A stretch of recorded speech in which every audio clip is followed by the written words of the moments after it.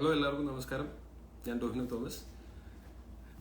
കഴിഞ്ഞ കുറച്ച് ദിവസങ്ങൾക്ക് മുമ്പ് എൻ്റെ വഴക്ക് എന്ന് പറയുന്ന സിനിമയുടെ സംവിധായകനായിട്ടുള്ള സനൽകുമാർ ശശിധരൻ സനലേട്ടൻ ഇങ്ങനെ ഒരു പോസ്റ്റ് ഇട്ടു. ഒരു വലിയൊരു പോസ്റ്റായിരുന്നു. അപ്പോൾ അതിനകത്ത് മെൻഷൻ ചെയ്തിട്ടുള്ള അദ്ദേഹത്തിൻ്റെ ബന്ധു കൂടിയായിട്ടുള്ള കോ പ്രൊഡ്യൂസർ പാരറ്റ്മൗണ്ട് പിക്ചേഴ്സിൻ്റെ കോ പാർട്ട്ണറായിട്ടുള്ള ഗിരീഷ് ചന്ദ്രൻ, ഇദ്ദേഹമാണ് ഇവിടെ ഉള്ളത്.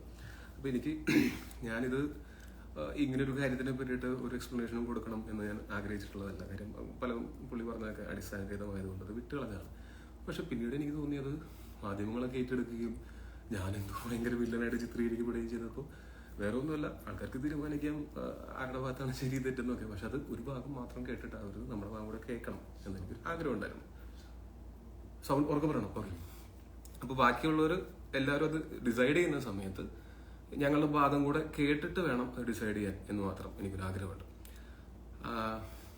ഒന്നാമത്തെ കാര്യം, നമ്മൾ ഈ സിനിമ ചെയ്യാനായിട്ട് തീരുമാനിക്കുന്നത് 2020 ഞങ്ങൾ 12 ദിവസം കൊണ്ട് ഷൂട്ട് ചെയ്യാനായിട്ട് തീരുമാനിക്കുകയും നമ്മൾ ഏകദേശം അതിനേക്കാൾ അധികമൊന്നും എടുത്തിട്ടില്ല, ദിവസങ്ങൾ കൊണ്ട് ഷൂട്ട് ചെയ്യുകയും അതിനകത്ത് കുറേ ലെങ്തി ഷോട്ട്സ് ഉണ്ടായിരുന്നു, 15 മിനിറ്റും 20 മിനിറ്റും ഒക്കെ ഉള്ള. ഞാൻ പേഴ്സണലി ഭയങ്കരമായിട്ട് ചലഞ്ചിങ് ആയിട്ടുള്ള, എന്നാൽ ഞാൻ ഭയങ്കര എൻജോയ് ചെയ്തൊരു ചലഞ്ചായിരുന്നു. എനിക്ക് ഭയങ്കര ലേണിംഗ് എക്സ്പീരിയൻസ് ആയിരുന്നു വഴക്ക് എന്ന് പറയുന്ന സിനിമ. അപ്പോൾ ആ സിനിമയുടെ ഷൂട്ടിൻ്റെ സമയത്തൊക്കെ ഞാനും സനലേട്ടനും തമ്മിൽ വളരെ നല്ല ബോണ്ടായിരുന്നു. അതിന് മുമ്പ് പലരും എൻ്റെ അടുത്ത് വോൺ ചെയ്തു, പുള്ളി അങ്ങനെയാണ് ഇങ്ങനെയാണെന്നൊക്കെ. പക്ഷെ എനിക്ക് അങ്ങനെ, ഞാൻ പരിചയപ്പെട്ട ഒരു മനുഷ്യൻ അങ്ങനെ ഒരു പ്രശ്നക്കാരനായിട്ടുള്ള മനുഷ്യനായിട്ട് തോന്നിയില്ല. ഞങ്ങൾ ലോകകാര്യങ്ങളും സിനിമയെ പറ്റും ഒക്കെ ഞങ്ങൾ കുറേ സംസാരിച്ചിരുന്നു. ഇപ്പോഴും കേൾക്കണില്ലേ? കുറേ കാര്യങ്ങൾ ഞങ്ങൾ സംസാരിച്ചിരുന്നു. അപ്പോൾ ആ ഒരു ബന്ധത്തിലാണ് ഷൂട്ടിൻ്റെ സമയത്തും ഭയങ്കര രസമായിരുന്നു. ഷൂട്ടിൻ്റെ സമയത്ത് അപ്പോൾ പുള്ളിക്ക് ക്രിയേറ്റീവായിട്ടുള്ള പല ഇങ്ങനത്തെ ചിന്തകളുണ്ട്. അതിനൊക്കെ ഞാൻ 100% കൂടെ നിന്നിട്ടുണ്ട്. പിന്നെ അദ്ദേഹത്തോടുള്ള റെസ്പെക്റ്റും അദ്ദേഹത്തോടുള്ള ആ ഫിലിം മേക്കറിനുള്ള റെസ്പെക്റ്റും കൊണ്ടാണ് ആ സിനിമയുടെ പ്രൊഡക്ഷൻ്റെ പകുതി ഞാൻ ഏറ്റെടുക്കാം എന്ന് പറയുന്നത്. അതിനൊരു 27 ലക്ഷം രൂപയോളം ഞാൻ മുടക്കുകയും 1 രൂപ പോലും എനിക്ക് ശമ്പളമായിട്ട് കിട്ടാതിരിക്കുകയും ചെയ്തിട്ടുള്ള ഒരു സിനിമയാണിത്. ഇനി നമുക്ക് കാര്യത്തിലേക്ക് കടക്കാം. പുള്ളി ഈ സിനിമയുടെ ഷൂട്ട് കഴിഞ്ഞ് കുറേ നാൾ കഴിഞ്ഞിട്ടാണ് അതിൻ്റെ ഒരു റെഡി ആയിട്ടുള്ള ഒരു വേർഷൻ അതൊരു ഫിലിം ഫെസ്റ്റിവലിന് അയച്ചിട്ടുണ്ട്. അവരത് സ്ക്രീൻ ചെയ്യാമെന്ന് പറഞ്ഞിട്ടുണ്ട്. വോയിസ് ക്ലിയർ അല്ലാന്ന് ഇപ്പോഴും മെസ്സേജ് വരുന്നുണ്ട്. കേൾക്കുന്നുണ്ടെന്ന് വിശ്വസിക്കുന്നു. അപ്പോൾ ദിവസങ്ങൾക്ക് ശേഷം പുള്ളി എൻ്റെ അടുത്ത് പറഞ്ഞു ഇങ്ങനെ ആ ഫിലിം ഫെസ്റ്റിവലിന്റെ ആൾക്കാർ നമ്മളുടെ സിനിമയെ റിജക്റ്റ് ചെയ്തു, ഒരു ഇന്റർനാഷണൽ കോക്കസ് നമുക്ക് എതിരായിട്ട് പ്രവർത്തിക്കുന്നുണ്ട്, പുള്ളിയെ തകർക്കാനായിട്ട് ശ്രമിക്കുന്നുണ്ടെന്നൊക്കെ പറഞ്ഞപ്പോൾ ഞാൻ, എൻ്റെ അമ്മോ അങ്ങനെയൊക്കെ ഉണ്ടാവോ എന്നാണ് ഞാൻ ആദ്യം വിചാരിച്ചത്. പിന്നീട് പുള്ളി എൻ്റെ അടുത്ത് പറഞ്ഞു ആ സിനിമ പക്ഷെ എന്നാലും നമ്മൾ വേറെ ഫെസ്റ്റിവൽസും കൂടെ വന്നിട്ട് അങ്ങനെ നമുക്ക് ചില ഫെസ്റ്റിവൽസിൽ നമുക്ക് കിട്ടുകയും ചെയ്തു, അപ്പോൾ ചില ഫെസ്റ്റിവലുകൾ റിജക്ട് ചെയ്യുകയും ചെയ്തു. അപ്പോൾ ഞാൻ മനസ്സിലാക്കിയത് ആ സിനിമയുടെ ഗണത്തിൽപ്പെടുന്ന സിനിമകളെ ആക്സെപ്റ്റ് ചെയ്യുന്ന ഫെസ്റ്റിവൽസും ഉണ്ട്, അല്ലാത്ത ഫെസ്റ്റിവൽസും ഉണ്ട്. ഇപ്പോഴും ഞാൻ വിശ്വസിക്കുന്നു വഴക്ക് നല്ല സിനിമയാണ് എന്നാണ്. ഒരിക്കലും ഞാൻ എൻ്റെ ഒരു സിനിമയും ഡിസോൺ ചെയ്യില്ല. അത് നല്ലതായാലും ചീത്തയായാലും വിജയമായാലും പരാജയമായാലും ഞാൻ എൻ്റെ ഏത് സിനിമയും, ഞാൻ ചെയ്തിട്ടുള്ള സിനിമ ഞാൻ കഥ കേട്ട് ഞാൻ ആ ടീമുമായിട്ട് ഡിസ്കസ് ചെയ്തിട്ട് ചെയ്യാൻ തീരുമാനിച്ചിട്ടുള്ള ഒരു സിനിമയും ഞാൻ ഡിസോൺ ചെയ്യില്ല. അങ്ങനെ പുള്ളി ഇതിന് ശേഷം നമുക്ക് IFFKയിൽ സ്ക്രീൻ ചെയ്യാനായിട്ട് അവസരം കിട്ടി. അപ്പോൾ ആ സമയത്തും പുള്ളി പറഞ്ഞു IFFKയിൽ ആൾക്കാർ തകർക്കാൻ ശ്രമിക്കുകയാണ്, സ്ക്രീനിങ്ങിന് സമ്മതിക്കില്ല, അങ്ങനെയാണെന്നൊക്കെ പറഞ്ഞു. പക്ഷേ IFFKയിൽ അത് സെലക്ട് ചെയ്യുകയും അത് സ്ക്രീൻ ചെയ്യുകയും ചെയ്തു. അന്ന് ഞാൻ അജയൻ്റെ 2ാം മോഷണം എന്നുള്ള സിനിമയുടെ ഷൂട്ടിന് വേണ്ടിയിട്ട് കാസർഗോഡായിരുന്നു. അവിടെ നിന്ന് ഞാൻ തിരുവനന്തപുരത്ത് വരികയും ഞാൻ ഈ സിനിമയുടെ ഫസ്റ്റ് സ്ക്രീനിങ്ങിന് ആളുകളുടെ കൂടെ ഇരുന്ന് സിനിമ കാണുകയും ചെയ്തതാണ്. അതിനുശേഷം അവിടെ നിറച്ച ആളുണ്ടായിരുന്നു വഴക്ക് കാണാനായിട്ട്, തിയേറ്ററിന് പുറത്ത് വഴക്കെന്നൊക്കെ പറഞ്ഞിട്ട്. അങ്ങനെയൊക്കെ ഭയങ്കരമായിട്ട് ആൾക്കാരത് ഇഷ്ടപ്പെടുകയും ഞാൻ അവരുടെ ആൾക്കാരോട്ട് സംവദിച്ചതാണ് അന്നത്തെ ദിവസം ഈ സിനിമയെ പറ്റിയിട്ട്. അതിനുശേഷം പുള്ളി എൻ്റെ അടുത്ത് വിളിച്ച് പറഞ്ഞു നമുക്കിത് തിയേറ്ററിൽ റിലീസ് ചെയ്യാം എന്ന് പറഞ്ഞു. അപ്പം ഞാൻ പറഞ്ഞു, ചേട്ടാ ഞാൻ ഒരിക്കലും തിയേറ്ററിൽ റിലീസിന് എതിര് നിൽക്കില്ല. കാര്യം വെച്ചാൽ പുള്ളി പറഞ്ഞത് വേറെ ഒരാളെ കൊണ്ടുവന്നിട്ട് അയാളെ കൊണ്ട് ഇൻവെസ്റ്റ് ചെയ്യിച്ചിട്ട് നമുക്ക് റിലീസ് ചെയ്യാം, അതിന്റെ റിസ്ക് അവരെടുത്തോട്ടെ എന്ന് പറയുന്ന സമയത്ത് എനിക്കതൊരു ഒരാളെയും കൂടി ഇതിനകത്തേക്ക് കൊണ്ടുവന്ന് അവരെ കൊണ്ട് റിസ്ക് എടുപ്പിച്ചിട്ട്, കാര്യം ഇത് പുള്ളി അന്ന് ആ തിയേറ്ററിൽ IFFKക്ക് വരുന്ന ഓഡിയൻസ് എന്ന് പറയുന്നത് അക്കാഡമിക് നിലവാരമുള്ള സിനിമകൾ, അങ്ങനെയുള്ള സിനിമകൾ എൻജോയ് ചെയ്യാൻ വേണ്ടിയിട്ട് വരുന്ന ആൾക്കാരാണ്. അവര് അത്രയും താല്പര്യത്തോടെ അത് കണ്ടു എന്ന് വിചാരിച്ചിട്ട് നമ്മളിതൊരു വൈഡ് റിലീസൊക്കെ ചെയ്തിട്ട് ഫസ്റ്റ് ഡേ ഫസ്റ്റ് ഷോ ആൾക്കാർ തിക്കിത്തള്ളി കയറുന്ന ഒരു സിനിമ ആയിരിക്കില്ല എന്നുള്ള ബോധ്യം എനിക്കുണ്ട്. കാര്യം നമ്മൾ ഓരോ സിനിമയും ചെയ്യുന്ന സമയത്ത് ആ സിനിമയുടെ ഓഡിയൻസ് എന്താണ് എന്ന് ചിന്തിക്കുന്നതാണ്. അപ്പം ഇതിന്റെ ഓഡിയൻസ് എന്ന് പറയുന്നത് കുറച്ചും കൂടെ ഭയങ്കര മൂവി ബഫ്സും അങ്ങനത്തെ എന്തൂസിയാസ്റ്റും ആയിട്ടുള്ള ആൾക്കാരാണ് ഈ സിനിമ എൻജോയ് ചെയ്യാൻ പോകുന്നത്. അപ്പം ഞാൻ പുള്ളിയുടെ അടുത്ത് പറഞ്ഞു, പുള്ളി അത് മിസ്ഇന്റർപ്രറ്റ് ചെയ്തിട്ടാണ് ആ പോസ്റ്ററിൽ എഴുതിയിരിക്കുന്നത്. പക്ഷെ ആ വോയിസ് ക്ലിപ്പൊക്കെ എൻ്റെ ഇപ്പോഴും കിടപ്പുണ്ട്. അപ്പോൾ എനി ഡേ ആർക്ക് വേണമെങ്കിലും അത് ഞാൻ കേൾപ്പിച്ചു തരാം. ഞാൻ പറഞ്ഞിരിക്കുന്നത് എന്ന് പറഞ്ഞാൽ, ചേട്ടാ ഞാൻ എഴുതി ഒപ്പിട്ട് തരാം, നമ്മൾ IFFK കണ്ട ആൾക്കാരൊന്നും ഫസ്റ്റ് ഡേ ഫസ്റ്റ് ഷോ ഈ പടം തിയേറ്ററിൽ വന്ന് കാണുന്ന ആൾക്കാരല്ല. അപ്പോൾ ഈ സിനിമ നമ്മൾ തിയേറ്ററിൽ റിലീസ് ചെയ്യുന്ന സമയത്ത് അത് എങ്ങനെയാണ് സിനിമയും ഡിസ്ട്രിബ്യൂഷനും ഒക്കെ വർക്ക് ചെയ്യുന്നതെന്ന് അറിയാവുന്നവർക്ക് അറിയാം. ഇത് ദിവസങ്ങൾക്കുള്ളിൽ ആൾക്കാർ കുറവാണെന്നും പറഞ്ഞിട്ട് അത് ഒരു പരാജയ ചിത്രം ഒന്ന് കണക്കിലെടുത്ത് അതിനെ എന്താ പറയുക ഹോൾഡ് ഓവറായി പോകും. അപ്പോൾ എന്ന് വെച്ചാൽ ആ സിനിമ അർഹിക്കുന്ന റെസ്പെക്ട് അല്ലെങ്കിൽ ആ സിനിമ അർഹിക്കുന്ന ഓഡിയൻസിലേക്ക് അത് എത്തുകയില്ല. നമ്മൾ ഓരോ സിനിമയും പ്രൊമോട്ട് ചെയ്യുമ്പോഴും ഒക്കെ അത് നമ്മൾ ആൾക്കാരെ പറ്റിച്ചൊന്നും തിയേറ്ററിൽ കൊണ്ടുവരാൻ പറ്റില്ല. അപ്പം നമ്മൾ അതിനെ റൈറ്റ് ഓഡിയൻസിലേക്ക് എത്തിക്കുക എന്നുള്ളതിന് ഞാൻ പറഞ്ഞത് പുള്ളിയുടെ അടുത്ത്, ചേട്ടാ OTTയിലൊക്കെ നമ്മൾ ഡയറക്റ്റ് റിലീസ് ചെയ്യുകയാണെങ്കിൽ നമുക്ക് തീർച്ചയായിട്ടും അങ്ങനെയുള്ള ഓഡിയൻസിലേക്ക് എത്താൻ പറ്റും. അതല്ലെങ്കിൽ ഹോൾഡ് ഓവറായി പോയൊരു സിനിമയായിട്ട് ഇത് മാറും. അപ്പം ഞാൻ എഴുതി ഒപ്പിട്ട് തരാമെന്ന് പറഞ്ഞ കാര്യം, ആ IFFK കണ്ട ആൾക്കാരൊന്നും അത്രയും ആൾക്കാരൊന്നും എല്ലാ ദിവസവും ഇത്രയും തിയേറ്ററിൽ എല്ലാ ഷോയ്ക്കൊന്നും ഉണ്ടാവില്ല. അങ്ങനെ പ്രതീക്ഷിച്ചിട്ട് നമ്മൾ ചെയ്യുന്നത് മണ്ടത്തരമാണ്. എങ്കിലും ആ മെസ്സേജിൽ ഇപ്പോഴും ഞാനിപ്പോൾ ഇന്നും കൂടെ രാവിലെ എടുത്ത് ഞാൻ പറഞ്ഞ കറക്റ്റില്ലെന്ന് ഞാൻ കേട്ടു നോക്കി. എങ്കിലും ചേട്ടന് അതിന് താല്പര്യമുണ്ടെങ്കിൽ നമുക്കത് ചെയ്യാം എന്ന് തന്നെയാണ് ഞാൻ പറഞ്ഞത്. അതിനുശേഷം പുള്ളി ഈ പറഞ്ഞ ഇൻവെസ്റ്റ് ചെയ്യാൻ വന്ന ആളെ പറ്റിയോ ഡിസ്ട്രിബ്യൂട്ടറെ പറ്റിയിട്ടോ ഒരു കാര്യം പോലും പറഞ്ഞിട്ടില്ല. ഞങ്ങളുടെ ആ ഡിസ്കഷൻ കഴിഞ്ഞതിന് ശേഷം പിന്നെ കുറച്ച് നാളുകൾക്ക് ശേഷം ഞങ്ങൾ ആ OTTയിൽ നമുക്ക് ഇതിന്റെ സെയിലിന്റെ കാര്യം സംസാരിക്കാമെന്ന് പറഞ്ഞു. ഞാൻ എല്ലാ OTTകളുമായിട്ടും എൻ്റെ കോൺടാക്റ്റിലുള്ള ആൾക്കാരോട് ഞാൻ സംസാരിച്ചു. എൻ്റെ മാനേജർ ഗൂഗിളുണ്ട്, ഗൂഗിൾ വഴിയും ഞാൻ സംസാരിപ്പിച്ചു.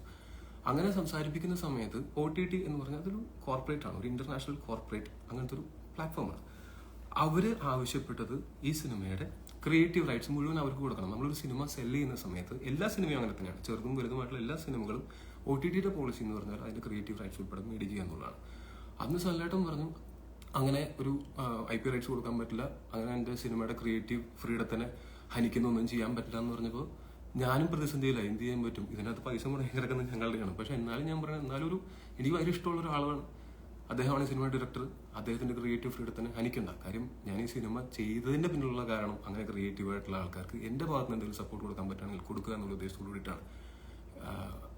അതുപോലെ പുള്ളി പറഞ്ഞു മറ്റേ എൻ്റെ കരിയർ അറ്റ് സ്റ്റേക്ക്. ഞാൻ പറഞ്ഞത് അങ്ങനെയല്ല. ഞാൻ പറഞ്ഞത് ചേട്ടാ ഈ സിനിമ ഇറങ്ങിക്കഴിഞ്ഞാൽ നമ്മൾ നേരത്തെ പറഞ്ഞ ഹോൾഡ് ഓവർ ആയി കഴിഞ്ഞാൽ അന്നൊരു പരാജയ ചിത്രമാണ്, ഡോനോന്റെ ഒരു ഫ്ലോപ്പ് എന്നും പറഞ്ഞിട്ട് ആൾക്കാർ 2 ദിവസം പറയുമായിരിക്കും. പക്ഷെ ഒരു 2-3 സിനിമ കൊണ്ട് എനിക്ക് അതിനെ ഓവർകം ചെയ്യാൻ പറ്റുമായിരിക്കും. പക്ഷെ ഈ സിനിമ അർഹിക്കുന്ന റെസ്പെക്ട് കിട്ടില്ല. ഇത് ഞാൻ കൃത്യമായിട്ട് പറഞ്ഞത് ഇന്നും ഞാൻ ക്രോസ് ചെക്ക് ചെയ്തതാണ്. അതിന്റെ കയ്യിൽ കിടപ്പുണ്ട്, ആർക്ക് വേണമെങ്കിലും കേൾക്കാം. അതിനുശേഷം ഈ OTTയുടെ ഈ പറഞ്ഞ പരിപാടികൾ നടക്കാതായപ്പോൾ ഞാൻ പുള്ളി വീണ്ടും എൻ്റെ അടുത്ത് ചോദിച്ചു നമുക്ക് OTTയിൽ റിലീസ് ചെയ്താലോ. ഞാൻ പറഞ്ഞു ചേട്ടാ ചെയ്യാം, പക്ഷെ നമ്മൾ ഓൾറെഡി കുറേ ആൾക്കാരെ വെറുപ്പിച്ചു ഇങ്ങനെ റൈറ്റ്സ് കൊടുക്കാൻ പറ്റില്ല എന്നൊക്കെ പറഞ്ഞിട്ട്.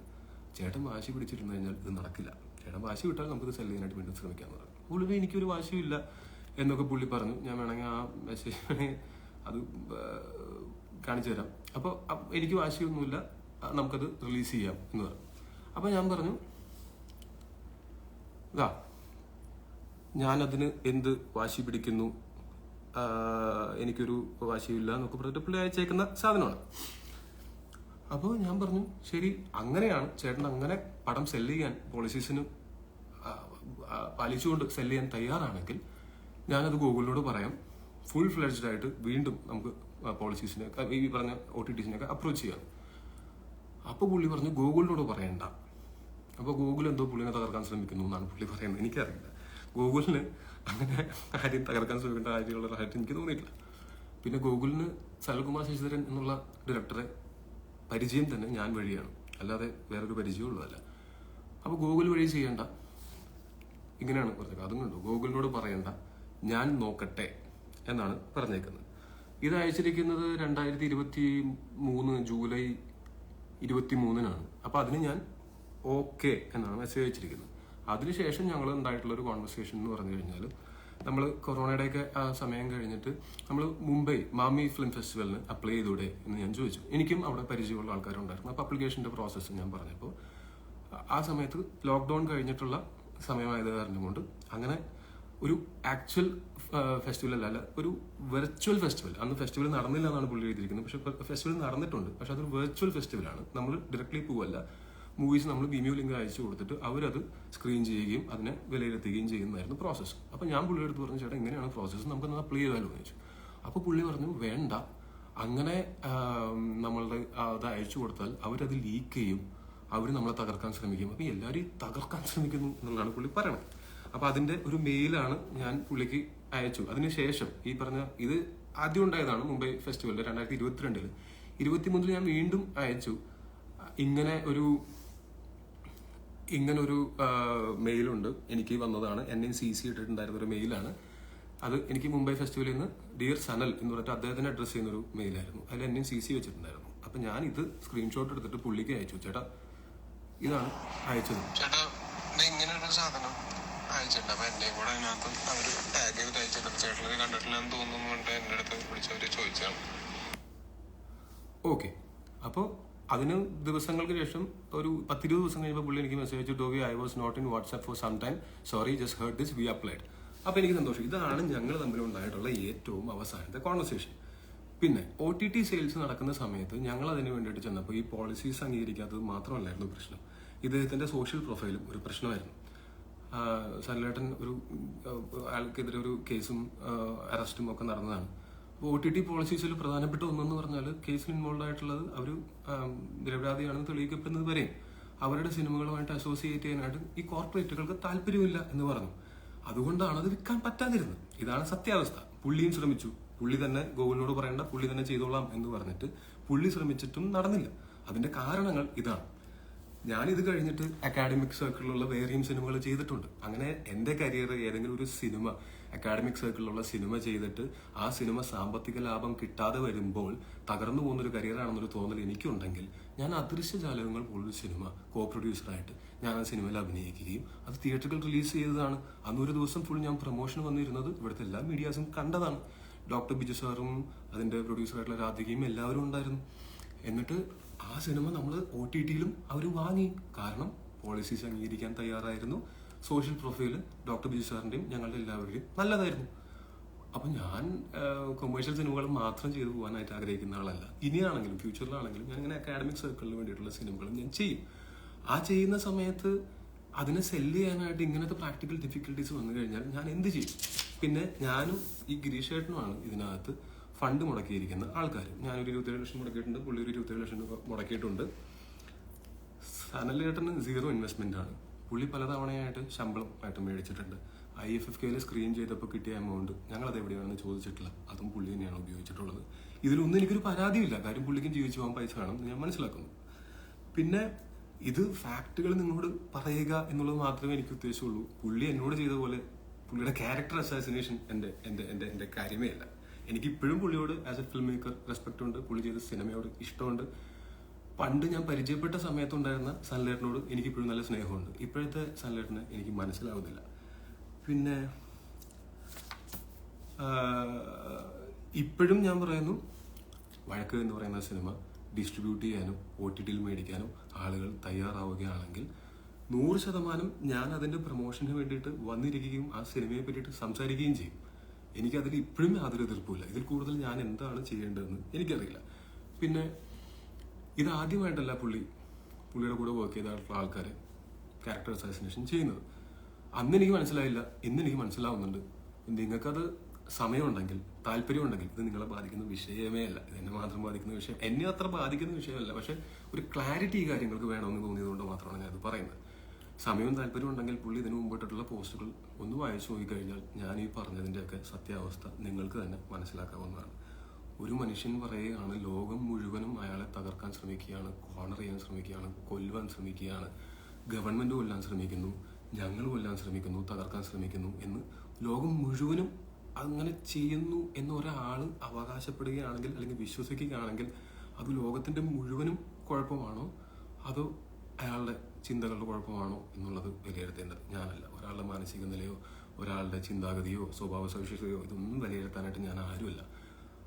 ഇതാണ് എൻ്റെ ഭാഗത്തുനിന്ന് പറയാനുള്ള സത്യാവസ്ഥ. ഇനി ഗിരീഷ് ചേട്ടനാണ്, ഞാൻ ആദ്യമായിട്ടാണ് ഇദ്ദേഹത്തിനെ കാണുന്നത്. പക്ഷേ ഞങ്ങൾ ഫോണിലൂടെ സംസാരിച്ചിട്ടുണ്ട്. ഈ മാത്രമല്ല സനലേട്ടൻ ഇപ്പോൾ എവിടെയാണെന്ന് പോലും ആർക്കും അറിയില്ല. പുള്ളി തിരുവനന്തപുരത്ത് വീട്ടിലില്ല, പുള്ളി ഇന്ത്യയിലേ ഇല്ലെന്നാണ് ഞാൻ മനസ്സിലാക്കുന്നത്. ഇദ്ദേഹവും പല ദിവസങ്ങളായിട്ട് അദ്ദേഹത്തിനെ കണക്ട് ചെയ്യാൻ ശ്രമിക്കുകയാണ്. 2023 ഓഗസ്റ്റ് 23 അവസാനമായിട്ട് ഞങ്ങൾ തമ്മിലൊരു വാട്സപ്പ് കോൺവെർസേഷൻ തന്നെ ഉണ്ടാവുന്നത്. അതിനുശേഷം പുള്ളി അപ്രത്യക്ഷമായിട്ടുണ്ട്. മെസ്സേജിന് റിപ്ലൈ ഇല്ല, ഒന്നുമില്ല. ഇതാണ് സത്യസന്ധമായിട്ടുള്ള കാര്യങ്ങൾ. ഇതിനു മുമ്പ് ഇദ്ദേഹം ആരോപിച്ചിട്ടുള്ള കുറെ കാര്യങ്ങളുണ്ടായിരുന്നു, കുറെ ആൾക്കാർക്കെതിരെ, ഇദ്ദേഹത്തിന്റെ സിനിമകൾ പ്രൊഡ്യൂസ് ചെയ്തവർക്കെതിരെയും അഭിനയിച്ചവർക്കെതിരെയും ഒക്കെ. അതിന്റെയൊക്കെ സത്യാവസ്ഥ എന്താണെന്ന് പിന്നീട് ആൾക്കാർക്ക് ബോധ്യപ്പെട്ടിട്ടും ഉള്ളതാണ്. ഇതെല്ലാം വിലയിരുത്തി നിങ്ങൾക്ക് സമയമുണ്ടെങ്കിൽ ഒരു തീരുമാനം എടുക്കാം. ഇനി ബാക്കി ഗിരീഷ് ഏട്ടൻ പറയാം. ഹലോ എവരിവൺ, എൻ്റെ പേര് ഗിരീഷ് നായർ. ഒക്കെ പറഞ്ഞേട്ടാ. ബേസിക്കലി ഈ സിനിമ ഉണ്ടാവുന്നത് തന്നെ സനലിൻ്റെ ഒരു കരിയറിൽ വളരെ വളരെ ബുദ്ധിമുട്ടുള്ള ഒരു സമയത്താണ്. നേരത്തെ ഉണ്ടായിരുന്ന സിനിമ ചെയ്തുകൊണ്ടിരുന്ന പ്രൊഡ്യൂസർ പുള്ളിയുമായിട്ട് തെറ്റിപ്പോവുകയും പുള്ളിക്ക് അദ്ദേഹമായിട്ട് വർക്ക് ചെയ്യാൻ പറ്റാത്തൊരവസ്ഥ, വേറൊരു പ്രൊഡ്യൂസറും കിട്ടാതെ വന്നപ്പോൾ നമ്മൾ പുള്ളിയെ സ്നേഹിക്കുന്ന കുറേ ആൾക്കാർ ചേർന്ന് പുള്ളിയെ ഒന്ന് ഹെൽപ്പ് ചെയ്യണം എന്നുള്ള ഒരു ഉദ്ദേശത്തോടു കൂടിയാണ് ഈ സിനിമ വന്നത്. അപ്പോൾ ഈ സിനിമ തുടക്കത്തിൽ നമ്മളത് പ്ലാൻ ചെയ്യുന്ന സമയത്ത് ഇപ്പോൾ ടൊവിനോയുടെ ഫാദറായിരുന്നു ഇതിന് കൂടുതൽ ഇൻവോൾവ് ആയിട്ടുള്ളത് ഫിനാൻഷ്യലി. അപ്പോൾ അദ്ദേഹം ആദ്യത്തെ മീറ്റിംഗ് പറഞ്ഞത് തന്നെ നമ്മൾ ഈ ഒരു പ്രോജക്റ്റ് ചെയ്യുന്നത് ഒരു കഴിവുള്ള ഒരു സംവിധായകനെ ഹെൽപ്പ് ചെയ്യാൻ വേണ്ടി മാത്രമാണ്. We don't expect anything. അതെനിക്കിപ്പോൾ ഓർമ്മയുണ്ട് ആ ഒരു പുള്ളി പറഞ്ഞ ഒരു സെൻറ്റൻസ്. ഇപ്പം ഞാനായാലും ഇതിനകത്ത് ഇൻവോൾവ് വന്നത് കാരണം ഞാൻ ഇതിനു മുമ്പ് ഫിലിം ഡിസ്ട്രിബ്യൂഷൻ രംഗത്താണ് ചെയ്തിട്ടുള്ളത്. അപ്പോൾ ഒരു പ്രൊഡക്ഷൻ രംഗത്തോട്ട് വന്നത് തന്നെ പുള്ളിയെ സഹായിക്കുക എന്നുള്ള ഒരു ഉദ്ദേശത്തിലാണ്. അപ്പോൾ ആ രീതിയിൽ അത് പെട്ടെന്ന് തന്നെ നമുക്ക് കോവിഡ് ടൈമിൽ അത് ചെയ്യാൻ പറ്റി. ആ സമയത്ത് എല്ലാവരും വളരെ സന്തോഷത്തിലായിരുന്നു, കാര്യങ്ങളൊക്കെ വളരെ ക്ലിയർ ആയിരുന്നു. ഇത് സിനിമ ഇറങ്ങിയിട്ട് സത്യം പറഞ്ഞാൽ നമ്മൾ വിചാരിച്ച അത്ര ഫെസ്റ്റിവലുകളിലൊന്നും പോയില്ല. ഒത്തിരി ഫെസ്റ്റിവലുകളിൽ സബ്മിറ്റ് ചെയ്തു, പക്ഷേ ഫെസ്റ്റിവലുകളിലൊന്നും തന്നെ അക്സെപ്റ്റൻസ് കിട്ടിയില്ല. പക്ഷെ ആ സമയത്ത് പോലും ആരും തന്നെ പുള്ളിയെ കുറ്റപ്പെടുത്തുകയോ ആരെയും കുറ്റപ്പെടുത്തുന്ന രീതിയിൽ ഒരു നിലപാടും എടുത്തിട്ടില്ല. കാരണം എനിക്കിപ്പോൾ ഓർമ്മയുണ്ട്, ടൊവിനോയുടെ ഫാദർ പറഞ്ഞതെന്ന് വെച്ചാൽ സിനിമയാകുമ്പോൾ ഇതൊക്കെ സ്വാഭാവികമാണ്, അത് നമുക്ക് അതിൻ്റെ ഭാവി നമുക്ക് പ്രവചിക്കാൻ പറ്റത്തില്ല. പുള്ളി എന്നെ തന്നെ കുറെ അഡ്വൈസ് ചെയ്യുന്നുണ്ട്, ഗിരീഷ് ഇത് ഇൻവെസ്റ്റ് സൂക്ഷിക്കണം, ഇത്തരം സിനിമകളിൽ ഇൻവെസ്റ്റ് ചെയ്ത് കഴിഞ്ഞാൽ പൈസ ഉണ്ടാവുന്നില്ല, അതൊരു നഷ്ടമായിരിക്കും, നിങ്ങൾ ആലോചിച്ചിട്ട് ചെയ്യാം. അപ്പോൾ ഞാൻ പറഞ്ഞു ഓക്കെ സാർ, നമുക്ക് പുള്ളിയെ ഹെൽപ്പ് ചെയ്യാനായിട്ട് ഇറങ്ങാം. ആ രീതിയിൽ പുള്ളിയെ ഹെൽപ്പ് ചെയ്യുക എന്നുള്ള ഒരു ഉദ്ദേശത്തോടു കൂടി നമ്മൾ ഒരു സംരംഭം ചെയ്യും. അതിൻ്റെ അവസാനം നമ്മളെ സഹായിക്കുന്ന ആൾക്കാർക്ക് ബുദ്ധിമുട്ടുണ്ടാകുന്ന രീതിയിൽ ഇത്തരം പോസ്റ്റുകൾ വരികയും ചെയ്യുന്നത് തികച്ചും വളരെ സങ്കടകരമാണ് സത്യം പറഞ്ഞാൽ. കാരണം പുള്ളിയെ വളരെ സ്നേഹിക്കുന്ന ഒരാളെന്ന രീതിയിലാണ് ഞാൻ പറഞ്ഞത്, സങ്കടകരമാണ്. എനിക്ക് ടൊവിനോ പറഞ്ഞ പോലെ കഴിഞ്ഞൊരു വർഷമായിട്ട് എനിക്ക് പുള്ളിയെ കോൺടാക്ട് ചെയ്യാൻ പറ്റിയിട്ടില്ല. യാതൊരു വിധത്തിലും പുള്ളിയുടെ ഫോണുകളില്ല, പുള്ളി മെയിൽ അയച്ചുള്ള യാതൊരു റെസ്പോൺസിബിളില്ല. ഇങ്ങനെ ഈ ഫേസ്ബുക്കിൽ പുള്ളി കുറച്ച് പോസ്റ്റ് ഇടുകയും അതിനെ പോലും നമുക്ക് റെസ്പോണ്ട് ചെയ്യാൻ പറ്റാത്ത രീതിയിലാണ് പുള്ളി സെറ്റ് ചെയ്തത്. അപ്പോൾ എനിക്ക് സനലിൻ്റെ അടുത്ത് പറയാനുള്ളത്, ദയവ് ഇത് ആലോചിക്കുക, ഈ ഇങ്ങനത്തെ ഒരു പോസ്റ്റ് കൊണ്ട് നമ്മളെ സ്നേഹിച്ച ആൾക്കാരെ ഹേർട്ട് ചെയ്യുന്നതിൽ എന്താണ് അർത്ഥം? അത് പിൻവലിക്കുക, അതിനെ അൺകണ്ടീഷണലായിട്ട് അപ്പോളജൈസ് ചെയ്യുക, so that you can move head. Actually you can move head with your life and do what you are good at, like making movies or something. ഇനി കുറച്ചൊരു ഔദ്യോഗികമായിട്ടൊരു എനിക്കൊരു കാര്യം പബ്ലിക്കിനോട് പറയാനുള്ളതെന്ന് വെച്ചാൽ, പുള്ളി എഴുതുന്നതോ പുള്ളി ചെയ്യുന്നതോ ആയ കാര്യങ്ങളുമായിട്ട് പാരമൗണ്ട് പിക്ചേഴ്സിനോ അതിൻ്റെ ഡയറക്ടേഴ്സിനോ അല്ലെങ്കിൽ അതിൻ്റെ ഇൻവെസ്റ്റേഴ്സിനോ യാതൊരു വിധ ബന്ധവുമില്ല. കാരണം നമുക്ക് യാതൊരു വിധത്തിൽ പുള്ളിയെ കോൺടാക്ട് ചെയ്യാൻ പറ്റുന്നില്ല. യാതൊരു വിധത്തിലുള്ള റെസ്പോൺസിബിലിറ്റിയും ഞങ്ങൾക്കില്ല. എല്ലാം പുള്ളിയുടെ വ്യക്തിപരമായ അഭിപ്രായങ്ങളും കാര്യങ്ങളും മാത്രമായിരിക്കും എന്നും കൂടെ എനിക്ക് പറയാനുള്ളത്. Thank you. ഓക്കെ, അപ്പോൾ അത്രേ ഉള്ളൂ. പുള്ളി ഇനി പുള്ളിയുടെ വേർഷനായിട്ട് ഇനി വരട്ടെ. കാര്യം ഇതിൽ കൂടുതൽ എന്തെങ്കിലും ഞങ്ങൾക്ക് പറയാനുണ്ടെന്ന് തോന്നുന്നില്ല. ഈ വിഷയത്തോടുള്ള എൻ്റെ അവസാനത്തെ റെസ്പോൺസ് തന്നെയാണിത്. കാര്യം എനിക്ക് പറയാനുള്ളത്, ഞാൻ കൃത്യമായിട്ട് ഉണ്ടായ സംഭവങ്ങൾ സത്യസന്ധമായിട്ട് പറഞ്ഞിട്ടുണ്ട്. ഇതിന്റെ ഇനിയും എന്തെങ്കിലും ഉണ്ടെങ്കിൽ, ഇതിന്റെ തെളിവുകൾ ആവശ്യമുണ്ടെങ്കിൽ ഇതെല്ലാം എൻ്റെ ഫോണിൽ തന്നെ ഉണ്ട്. എനിഡേ അത് കാണേണ്ടവർക്ക് കാണാം, അന്വേഷിക്കേണ്ടവർക്ക് അന്വേഷിക്കാം. ഒരു വശം മാത്രം കണ്ടിട്ട് തീരുമാനങ്ങൾ എടുക്കാൻ നിൽക്കരുത്, ജഡ്ജ് ചെയ്യരുത്. അത് ഭയങ്കര കഷ്ടമാണ്. കാര്യം ഞാനങ്ങനെ ഒരു വലിയ ഇതൊന്നും ബാധിക്കാത്ത ഭയങ്കര സൂപ്പർ നാച്ചുറൽ ലൈഫ് ജീവിക്കുന്ന ആളെന്നല്ല. തെറ്റായിട്ട് അക്യൂസ് ചെയ്യപ്പെടുമ്പോൾ വിഷമം തോന്നാവുന്ന ഒരു സാധാരണക്കാരനാണ്. നിങ്ങളുടെ ലൈഫിൽ നിങ്ങൾക്ക് ഇങ്ങനെ ഉണ്ടാവുകയാണെങ്കിൽ നിങ്ങൾക്ക് എന്ത് തോന്നുമോ അത് തന്നെ എനിക്ക് തോന്നുന്നുമുണ്ട്. മാത്രമല്ല, എല്ലാം നമ്മൾ പുള്ളിയുടെ ഒരു കാര്യത്തിന് വേണ്ടി ചെയ്തിട്ട് അവസാനം നമ്മൾ വില്ലനായി മാറുക എന്ന് പറയുന്നത് ഇത്തിരി സങ്കടമുള്ള കാര്യമാണ്. പിന്നെ എന്താണ്, അപ്പം അത്രേ ഉള്ളൂ. Thank you so much. ഇത്ര നേരം ഇത് കണ്ടുകൊണ്ടിരുന്നവർക്ക് താങ്ക് യു സോ മച്ച്. ഇത് ഞാൻ എൻ്റെ ഇൻസ്റ്റാഗ്രാമിൽ വീഡിയോ ആയിട്ട് പോസ്റ്റും കൂടെ ചെയ്യാം, സോ ദാറ്റ് ഫ്യൂച്ചർ റെഫറൻസസിന് ഞാൻ പറഞ്ഞ കാര്യങ്ങളിൽ ആൾക്കാർക്ക് ക്ലാരിറ്റി ഇല്ലെങ്കിൽ മനസ്സിലാക്കാനായിട്ട് ഇത് ഉണ്ടാവും. Thank you so much. Love you all.